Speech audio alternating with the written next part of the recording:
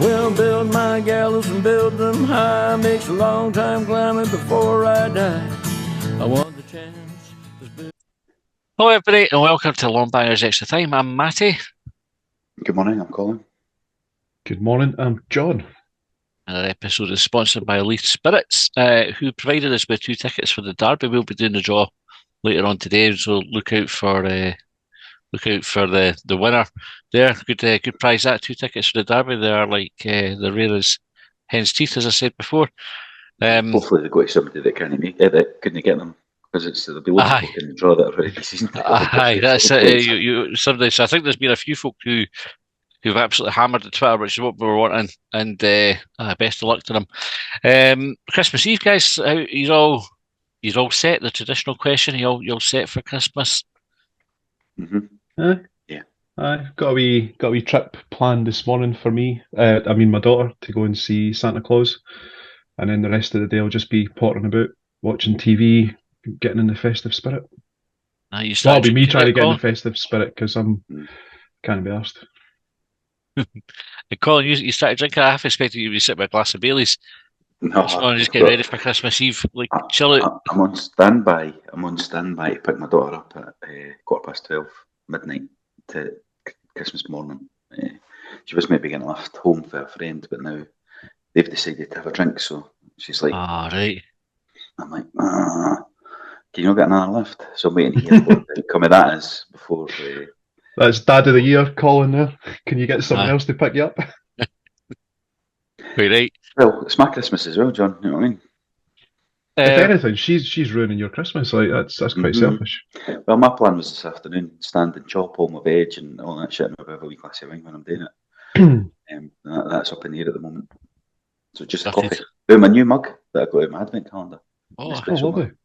Was it an advent calendar full of mugs? What size was the fucking advent calendar? It was a big cube. Had 24 pods in it and a big cup in the middle. A cup at the end. Oh, that's good. 24th. Probably, although would it not be better getting it on day one so that you could drink all the coffee they give you away? Aye, that seems back to front. Aye. Mm-hmm. Right into them. They may be listening. They may be listening. So. Aye, who made it so I can avoid it in future unless they change? It's Nespresso. Aye. Well, they can get to fuck. Aye, we'll get the Spirits one next year. Do you think folk call it an espresso? Like, folk muck up espresso. Anyway. That's funny, that, Aye.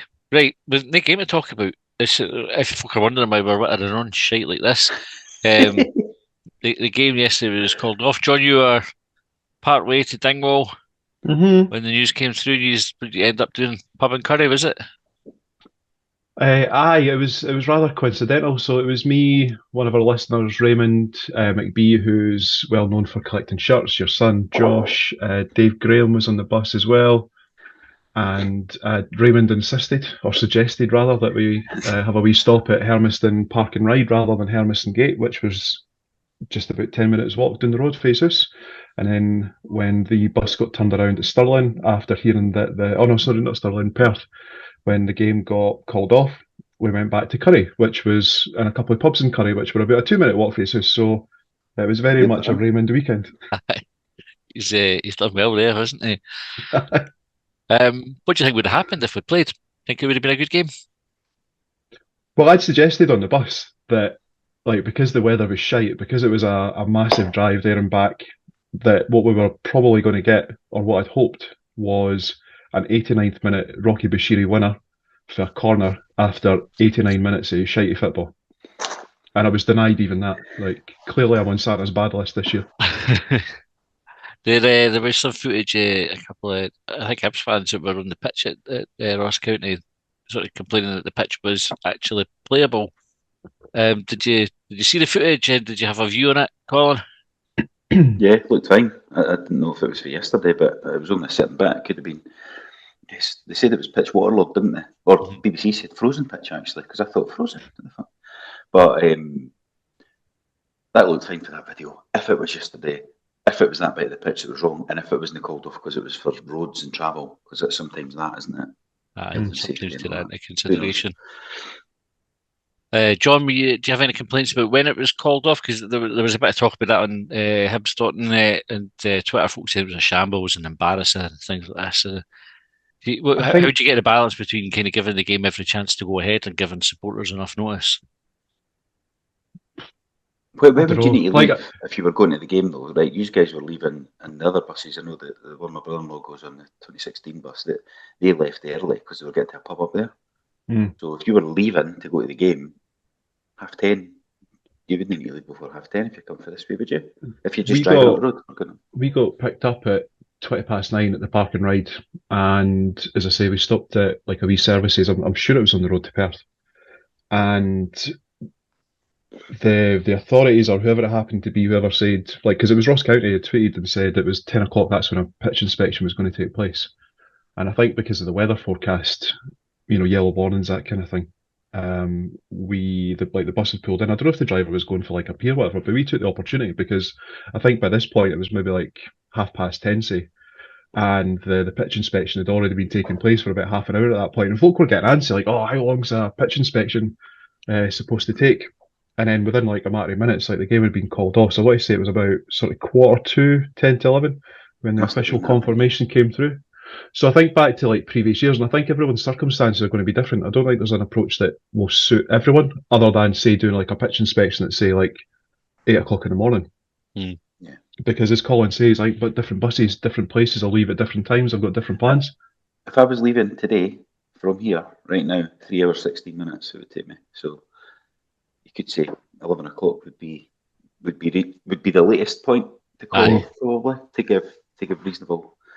And I think plans. It's just that buses chose to go early with the pub, which fair enough. Then that would be the 8 o'clock one for that reason.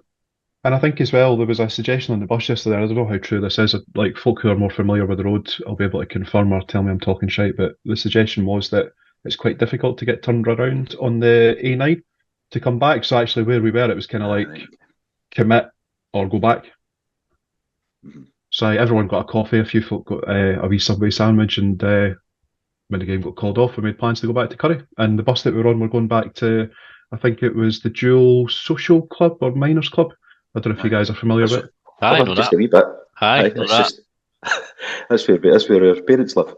Right. They don't live together. They've got different houses between.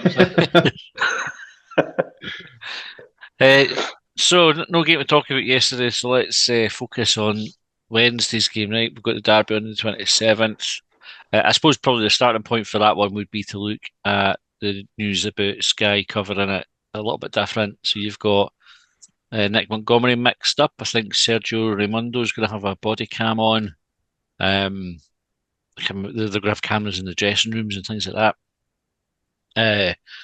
That's provoked a wee bit of mixed reaction as well across Twitter and the forums. George, you have a view on it? What do you think? I'm not especially bothered. Like, I don't know if it makes that much difference to the team or the coaching staff's approach to the game. I don't think it's going to make any difference during the game. Someone had said to me yesterday that this is quite common, if not quite common in Australia, then certainly Nick Montgomery and his coaching team have done it during the game in Australia before. So I don't have a particularly strong opinion one way or another. It's just like it's happening. Like it just is. Okay, Colin, what about you? So without taking the same side as John, like, you need to be the devil's advocate here, because I think we're in the minority. Like, I've been reading Twitter and Hibs.net over the last couple of days. I seen it come in, like it came into, I think I got messaged it, and I was like, all right, I'm not bothered. But then I read the reaction, and a lot of people that are commenting on it are bothered about it. But when I read it, it feels like it's because it's the derby. If they'd said, we're going to do it at Ross County, folk wouldn't have been bothered their arse. It's the derby that's creating that there's the anxiety about the derby, and this is just heightening that anxiety. But it's like, it's just standard, isn't it? Like, football tries to do something different, and everybody goes, "Fucking didn't he do that?"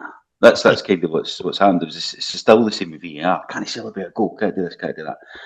Can he make the manager up? Because it might give. Somebody said, somebody be watching it on the telly, and they'll phone Naismith in the dugout to see what he said. Like, he's going to fucking, like, they're going to have like him like you're looking up beside him. Aye. Aye, well that, but also like they've got to have somebody sitting, sorry, Montgomery's actually going to say something that on air that's got to be picked up. It's not a running commentary. There's not a manager fucking cam or something. It's like, well, there is, but you know what I mean. The microphone bit, like we used to have the fans commentary. It's not that. They'll go. I've seen it in other sports. Other sports do it. Ken, it's no fucking that innovative. It's just they what other sports do. Right? Cricket do it, rugby do it. They go to the manager and go, Nick, how are you feeling? The game's going after 20 minutes. He's not going to go, aye, well, we started at 4-4-2, but I'm going to change it to 4-4-2 diamonds. And he's going, phone Stephen A. Smith. You know what I mean? That's not going to happen. He's just got to fucking say, aye, what does Nick Montgomery ever give away in an interview anyway? Nah, he just certainly not going to fuck all the way in a live match one. He goes fuck all the way after a game or before a game.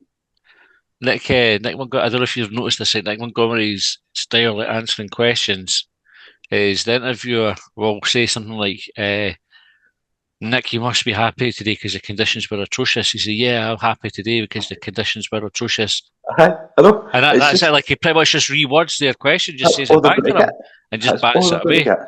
And it's just like, and he's done it before. Like you said to me when we were talking about it, he went, well, everybody fucking loved it when he'd done it in Australia and we were watching it because Jason Cummins, he said to Jason Cummins and all of that.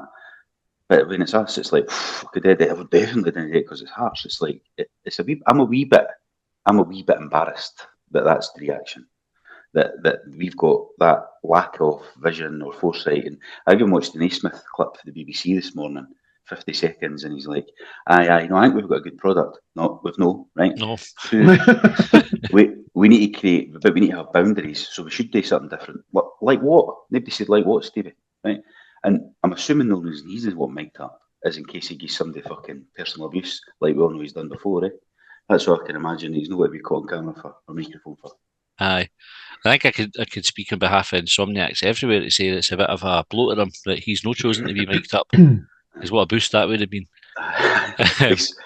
It's just, I'm a wee bit, I'm really, and I know there's a lot of folk who'll disagree with me because I've seen it on the message boards and I've seen it on Twitter. And somebody messaged us this morning as well, Matthew. I don't know if you've seen it on Twitter. No, I've not seen it. McCann the man, he said he hates to take this as Naismith. I hate to agree with him, but I do. This could go wrong and we could end up looking like trumpets. We should have 100% focus on the game, no distractions. And that's the message that's coming across on the message boards and all that as well. And I'm not slagging off McCann the man here because he's in the majority. It's me that feels like in the minority. I just think they're not going to know have focus because there's a fucking camera. There's cameras at the game. Should we not put it on telly then? Aye. I didn't understand what the thinking is. The camera's already there. They're just in a different place. The camera, I've seen it on the Aussie Rules. There's another sport that do it, that they have the camera in the changing room. It's just there. They're just walking about the changing room, sitting having their fucking cup of tea at half time and that. You didn't get to hear what they're saying. Then you see them having a wee huddle and doing all that. There was that clip of, was it Jack Hendry? Where was he playing? And was it over in the States or something? And there was a boy came in, I think it was a Dutch lad who came in, and he was going daft about like a goal that he conceded. And I think Jack Hendry called the Dutch fella a fucking space cadet. And I think that might be something that we didn't want to see, or that might be what some of the fans who are against this, like they didn't want to see that in the dressing room if, for example, Hibs have conceded and were 1-0 down. But you could look at the opposite side of that. I would love it. Joe Newell calling Rocky a space cadet, or vice versa, you know. Aye, you'd be like, yes, go on. And that's maybe the we get beat, but they would have been worried we were going to get beat anyway, John. You know what I mean? Like it could be amazing. Like I think there's the fear, like you say, like the anxiety of the derby and like possibly getting beat and how it might reflect poorly on us if we're getting beat or if we get beat. But there's also the opportunity there to see what fucking happens when we do well. Like what sort of changes did Montgomery make? What did they say that could have made a difference? Imagine he's changing them at full time for one. Aye, you'd love to see that. And it'll be getting shared, and we'll all be delighted it's covered. And you've got the body cam, and they're going around doing Sunshine and Leith in that. It's like, so actually, is there an argument there that that's the reason that Naismith doesn't want it because he doesn't want the cameras and the footage at full time if they get beat? Like it works both ways. It's half glass full, half glass empty, isn't it? Glass half empty even. You know what I mean? That's what it is. I think. So but where I get the apprehension, I probably struggle to play devil's advocate on it, Colin, because my view when I found out was like, I'm glad that Scottish football's trying something different. Well, you've been saying that for ages. We need to do something different. Aye, because if it's no us, somebody else will do it, and then we just become further behind everybody else, and there's this sort of romanticised view of what football should be like, and I get it. I get folk want to hang on to the sort of the kind of 3 o'clock on a Saturday afternoon. You can go to the pub before it. Football's not been like that for like over a decade. Do you know? Like it's changed, and we're already left behind. Excuse me. Other countries with how we cover football, and you just have to look at how Match of the Days kind of, or like it looks like a different sport when you watch the Premier League in England. We spoke about it before. I'm sorry to interrupt your flow, but mind sports scene got the big screen out, and they try to do tactical stuff. They're standing on the pitch. Aye. Jimmy Carragher, Gary Neville. This is the best thing I've ever seen. Aye. It's a big fucking screen. They're standing in front of you, pointing out things. It's the same thing. It's just that Stevie Thompson and Mikey Stewart doing it instead of fucking Gary Neville. And I mean, fair enough. There was that time they went and fucking put themselves on the pitch. That was fucking stupid. But they had the big screen before that, and then they got ridiculed. Absolutely, but they didn't even do it anymore. Now everybody goes, "It's just boring guys sitting on the couch." Aye, because when they try something different, everyone hate it. And I think this might not work. It might be shite, but try it. And if it's shite, you move on and try something different next time until you find the thing that works that everybody likes. So I'm all for trying it, and I think my own view is Scottish football needs sort of visionaries and innovators to go and try and do something different that folk want to see. It's not even that innovative. Like I've named 3 or 4 other sports I've already seen do this, but in the last 5 years. Like it's not even that new a thing. It's just a different sport that's doing it, and nobody goes, "Oh fuck's sake, look at that cricket team." The captain was talking to them too when the boy dropped that catch. Nobody says that. No, just where you mentioned like that the tweet from McCann C just clocked one of our new followers on there. Mistress Glenna has followed us. Profile, John, I shall read it. It says, "I'm into sissy stroke feminisation, sub-slave or ABDL. I don't even care what ABDL is. I'm open for pay to play. I can have a strong effect on you if I put an effort in to enchant you." Yeah, sounds good. Promising. Yep. Well, not a typical follower for us, I have to say. That's not one that we would normally get. And if you're listening, Mrs. Glenna, thanks for subscribing, etc. And good to have you on board. Hope you enjoyed the tweets. Onto the by the way, Twitter's full of that now. Even like the ads, like the folk that's an ad on the timeline now. Have you ever read the replies? When you read replies, so another threads, not another ones really, I've noticed it. You read the one other ones in it, you get 2, 3 in, and then it goes, "Girl standing on a train with a hyena." And you're like, what the fuck? Why? Why did I want that in my fucking feed? Or you have one that says, "That's great, well done," but it's not related to anything. It's just like what? Anyway, what a mess that app has become. Oh, I just googled what ABDL is. We need to put an explicit rating on this. Is about football? Is it anything to do with football, John? Because that's what we're expecting, given she's followed us. Well, I think there's maybe a tenuous link. It's adult baby diaper lovers, so I think it's probably one for the bedwetters amongst the Hibs support. There's your answer there. Now we can. We can. Wow. Right, how's the game going to go, Colin? How are you starting the team? On Wednesday against Hearts, we're talking about here. Aye. I actually think, so I was a bit disappointed the game was off yesterday night, but actually in a way I thought, well, come on, we're not going to get any suspensions or injuries in, and hopefully they do. I don't know if they did, because they're doing all right anyway. So that's the thing. So I was just having a wee look at the results this morning over the last, actually back to the 2-2 game, and they've had a lot of tight games, and they didn't let an awful lot of goals in, and Shanklin's scoring at the moment because obviously he's looking for a move. So I'm hoping that the move stuff's progressed a wee bit over the next couple of days, and he gets his Christmas phone call for the Rangers manager or whatever it is that's happening. I'm settling a bit. Based on their last few results, I'm just going the Sod's Law route. There's no many teams in your league win that many games in a row, and they're already at that border about 3 in a row or something. Since because we beat Celtic, didn't they? Since Aberdeen have lost, I think they've won 3 since. So I'm thinking that rule applies here. We're at home. We've had the week off for the weekend between games. So I'd imagine we're going to set up the same as fucking normal. That was the question. It would just be the same. Like it's got to be. It'll just be, is it Rocky or is it Hanlon? And I guess that'll depend on how he sees. I'm assuming that what he does there is how much we're going to have the ball, or how physical the opposition are going to be, is how he picks between the two. And then it'll be so Benty up front, and then with Boyle, I guess. And that'll be, that's it. That's the team. Like there's no really any other. There's nothing to talk about. Like picks the same team every week. Aye. Well, I suppose I'll ask you, John, with XG of something like less than 0.1, maybe on Saturday against St Johnstone last week. We struggled in the couple of games before it to kind of create loads of chances. We have been playing with Boyle through the middle with Jair and then Yuan on the other flank.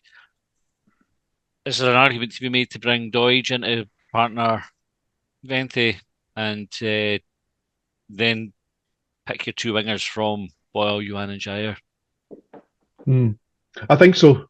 I do think that maybe something, it doesn't have to be like a massive change. It could just be a small tweak and still fit the system and the style that Montgomery wants to play. So I had an interesting chat in the pub about it yesterday about why we're not creating as many chances in recent games as we had been prior to that. And I think there was a suggestion that you don't get as much defensive work out of Boyle and Yuan, so they're playing a little bit narrower rather than kind of out on the touchline. It doesn't feel as wide. Yeah. And I wonder if, when I think about the derby, like I was thinking about the previous derby at Tynecastle when we came back and drew 2-2, and I was thinking about the most recent game against St Johnstone, thinking, right, what can we learn for the derby, and what can we learn from the St Johnstone game that's going to set us up with the best opportunity to win on Wednesday. And like I was also thinking, like in the midfield, like I think there was maybe a wee bit of suggestion that we got swamped in midfield, or that we would be swamped in midfield. That Hearts will maybe just play like 5 across the middle, for example. But we didn't fare too badly against that at Tynecastle. However, in the St Johnstone game, we definitely missed someone that would go beyond the halfway line out of Jago and Levitt. Mm-hmm. So I wonder if there's maybe like a small tweak to be made there. I don't know whether it's maybe putting Campbell in, or like you suggested, having like remaining with Newell and Levitt, because Newell will presumably come back into the side. Drop Tavares potentially to get Boyle into a more natural position, like you say, like put Doige up front. But that might, again, like to go back to what I said before, you might not get the defensive work out of Boyle that you're looking for, that you maybe get from Tavares, which was the suggestion in the pub yesterday. I'd be more tempted to put Campbell up front, Benty, or in the fucking 10 or false 9 or whatever the fuck it is, whatever one that is, like almost as an extra midfielder, but he's your biggest goal threat for midfield anyway, and he has been for a couple of seasons. So stick him in that attacking midfield role, but gives you an extra body in midfield where needed. And then there would just be that choice between, do you go with Boyle or Tavares or which two from the 3 Yuan, because we've got to use the width. Because like when we go to Hampden, we talk about using the big pitch. Well, the pitch is maybe the same size as Hampden, so we've got to use the pitch and stretch it. Right back position. Obviously, Miller came off ill against St Johnstone, but he had gone back in the team. I don't know if his form had maybe dipped a wee bit over the last couple of weeks. He comes back in to start, or would you expect to see Whittaker coming in, John? Oh, it'd be a massive, massive test for Whittaker. And I think we've seen in the few games prior that he's been targeted by some teams. And I think Hearts, and I don't mean this like in a sort of long ball sense, I think in a Route 1 approach, you can imagine that they would target a similar area. And I wouldn't want Whittaker to be in a situation where he could almost be set up to fail. Mm-hmm. Which kind of makes me think we'll put Miller in there because he's got a little bit more experience. He's played in these games before. So that's probably where I would go. Aye. And maybe save Whittaker potentially like for later in the game, maybe at right midfield, because I think he's played there before and he looked alright when he came on in his debut actually. So that's maybe an option I would probably keep if I was Montgomery. I'd maybe keep that option on the bench to come on later when you're probably like, and we've talked about it at length. Like you're probably looking for fresher legs later in the game. Yeah. And hopefully we're like 3-4-0 up by that point and it's pretty immaterial putting Whittaker on. Although remember, it was Campbell they put on in that position last time. Aye. Off the bench. I think he probably will have learned from that, because I don't think that worked. So I don't know if it's something they would try It again. did the week before. Mind he came on the week before it right back, and it did, and that's Yep. why he done it the next time. I think. So Yeah. whether he would, who knows? He might even start Campbell there if he's thinking Miller's no well or no playing very good. The other one is Hanlon or Rocky. Colin, who are you starting there? Lord. One of them, made that deck. Toss a coin type thing, is it? Aye. I think there's the. I'd maybe go with Hanlon for the experience, but Rocky's been good in derbies as well, so. Is he? I'm right there. He's not made any. Aye, well, touch wood, the jinx And who away. do they have up front? Is it just Shankland on his Todd, or do they have another boy up there? I think I don't know if Boyce has been playing, but He's been playing deeper, he made a difference when he came back into the team for them. I think that's what they were missing. Obviously, Shankland's had a bit of form. He's flying now, aye. But I think a lot of that's down to the fact that I think Boyce has been playing. I He could be wrong there. wasn't yesterday. He didn't yesterday. It was Shankland. There's like a 3. Oda and Mackay. It's like a 4-3-4-3. So that's kind of one up front, eh? So maybe that's where you put Hanlon in, because he might have got more of the ball if they've got the one up front. Don't know. As I thought against St Johnstone, when Rocky came on, we actually started to play a bit better because he took the ball out of defence a bit better than Hanlon had been doing. Hanlon used to be dead comfortable with that, but he seems to have kind of lost that a bit from his game recently. John, no question about Neil coming back in for. Well, do you put him back in for Jego, or do you put him back in for Levitt for this game? Jego. I think Newell will get beyond the halfway line, and it's not necessarily a criticism of Jego. It's just not his game to sort of try and push the play forward. He's definitely more comfortable, and I don't think we want to be spending too much time in our own half or soaking up pressure or trying to hit them on the counter attack. I don't think that's the way that we want to approach that game. But Neil's definitely coming back in, and Levitt is a better football player than Jego. However, is this not the kind of game where we always go, oh, we need a Jego for Matty Jack, Marvin Bartley type? And Is he that player? Well, It's his role, but is he that type of player? Are people saying that he's a like for like with a Marvin Bartley? Bartley often didn't play in a derby either, eh? Like no, so maybe because Lennon played him a lot in derbies, I think, but a lot of other like it was always Spivey and McGeoch and that would get picked. But I don't know. You could play a 3, but then it would go away for the formation, if you could punt Levitt forward, or which I know he doesn't do. Like, and I think when I was under the impression when we signed him, he was more attacking than he is. But what I've seen of him, he sits quite deep. I don't know if you go with Jego or no. Neil's definitely coming back in for one of them, though, or unless all 3 play. But I think more likely he's coming in for one of them. And I think Levitt is a better football player. I just wonder. That's Jego's role, eh? That's what I was thinking about when I asked the question, is because my initial view would have been Jego would be the one to drop out, but are you going to need it? It's going to be more a scrap, isn't it? Which it normally isn't at a derby. So do you want Jego for the scrap? Because I don't know if Levitt's that player. Does it become is it a scrap just? Is it a scrap because you play Jego?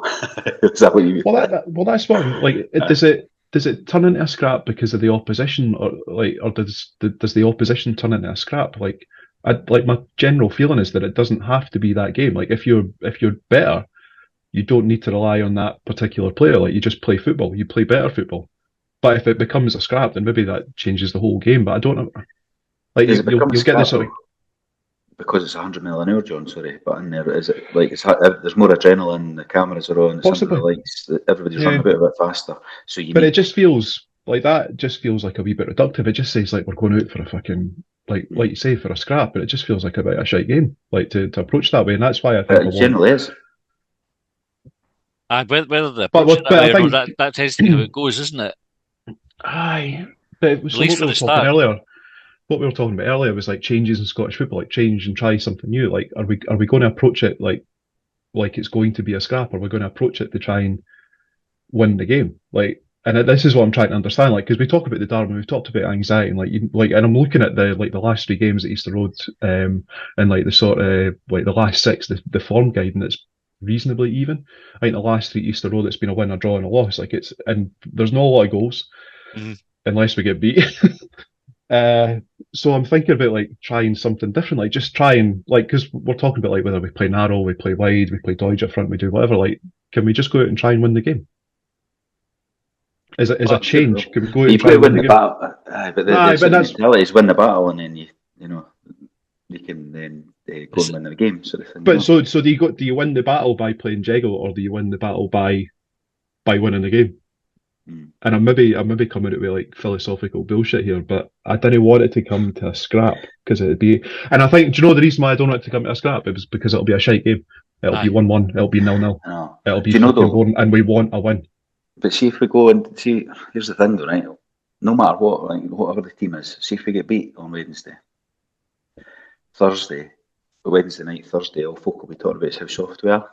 So that's why you need to go and win the battle. That's why you need to go and put your tackles in, and that's why you need to go and put up a fight. Because if you get beat, no matter what, even if you do that, you're going to get criticised for being soft and losing the midfield because it's always one of the first things. But if we win the game by extension, if we win the game, do we go and say, well, we won the game because we were better footballers? No, because we played better football. We were better. Honestly, that's never the narrative of a derby. Like I know. It's always about winning the midfield battle and all that. Like, that's taking what your chances. Maybe it's the narrative that we the fans create, because it is that. It's always about moaning about getting booked for the first tackle. It's always us that get booked first, and they didn't. The midfield are losing the fight. Nobody's putting a tackle, and they're winning. They're first everything. Ken, all that. That's all we ever talk about in a derby, rather than what about that pass that Levitt played for Ewan or something. You know what I mean? It just doesn't. It never seems to be the main talking point at derby, and that's no since I've been doing this, like forever. When I've been talking to you about derbies, you know what I mean. It's always what we talk about. Fucking never. We're second everything in that game. Right. Well, John's got Santa to go and see shortly, so let's wrap up with our score prediction. Colin, go to you first. What's the score going to be? 2-1. Hibs. You want to predict scorers? I will. I think John Yule's due a derby goal, and I think Martin Boyle is back on form. I'd love to see Newell score in the derby. I think the roof would come off. Like when Jair scored against Dundee, and everybody that got an extra big cheer because everybody was happy for it. Like Newell would Ross County. That's what I meant. Aye. Come on, get them it. As well. Seek. Actual. Aye. John, same question to you. 2-0 Hibs. Fish and Venti, the scorers. I'm going to say it's 0-0. I think it's going to be a shit game again. Aye. It's going to be a battle. Change your tune. It's going to be a scrap. Change your tune for the prediction, mate. What did I say? The prediction? You were fussing about 3 weeks ago. Aye. Just the three. Just the 3. Oh, I'll go with that then. Fuck it. 3-0 Hibs. Did they score in my prediction before? No, it was 3-0 in your prediction. That's what I'm saying. Well, fuck it. 1-5. I'm not going to back down. I'm going to double down then 6-0. Who's your scorer? So 3-0, and I will say Doidge will score at the end, and Venti will get 2. Fucking hell! So he's only going to get 2 chances, 2 goals. Is that what you're thinking as well? Because he doesn't 2 chances, 2 goals, and Doidge will have 5 chances, and he'll score 1 of them. Which will be the most difficult of them all. Anyway, right, that's us. I hope everybody has a great Christmas. John and Colin, you two especially. Thanks everybody for listening all over the year. We will be back after the derby to review that one. So this isn't quite our year-end episode yet. We will share this with everybody, not just subscribers, just because it's Christmas and it's a nice thing to do, and we've no main episode to go out. So thank you to Leeds Spirits for sponsoring us. Thanks to Hibs for playing football this year and giving us something to talk about. Thank you to you all for subscribing and listening. Have a great time. Plenty to drink, plenty of food, and we'll see you on the other side.